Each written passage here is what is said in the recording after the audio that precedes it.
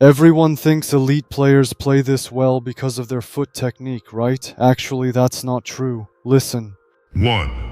1A researcher in Norway studied more than 250 professional players. What he found was that Xavi, in the 10 seconds before the ball reached his foot, was turning his head on average every 0.83 seconds. That's an insane number, folks. But even more interesting, Fabregas turned his head every 0.72 seconds. Gundogan 0.66 and Lampard 0.62. Basically, what separates these players is the effect of their visual scanning frequency before touching the ball. Most academies still haven't figured out how to develop this skill. Wow, that was good, but the next one is even more different. 2.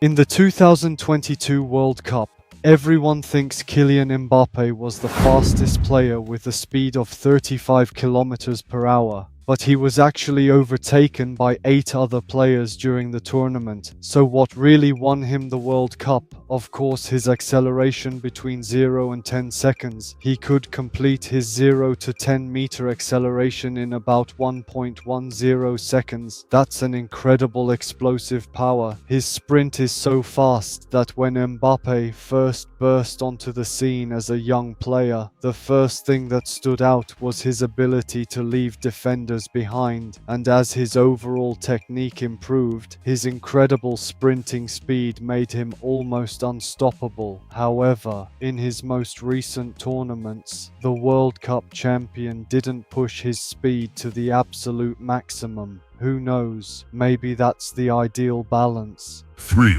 3 playing with both feet isn't as good as you think, and this ratio doesn't increase at the World Cup. Let me explain. Only 18% of footballers in Europe's top 5 leagues play with both feet. The natural rate in the general population, however, is only 1%. Even more striking, an analysis of 236 players at the 1998 World Cup showed that World Cup players, just like regular players, are dependent on playing with one foot, with 79% being right-footed. So playing with your left foot doesn't win you as many trophies as you'd think. To be an elite level player, you don't need to be able to use both feet. Let's move on to the next piece of information. 4. 4.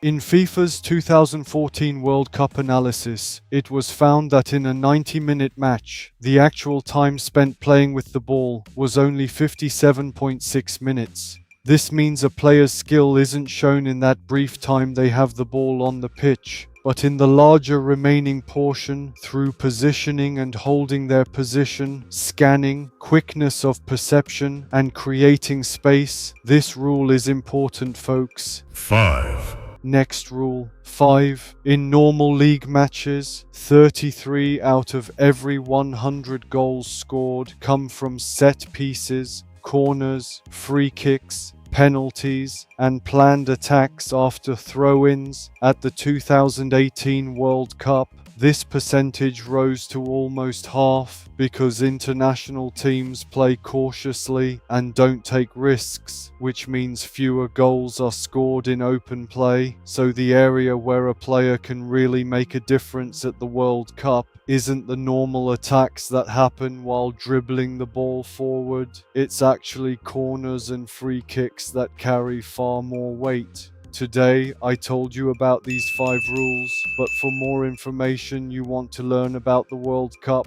check out my channel. Enjoy the show.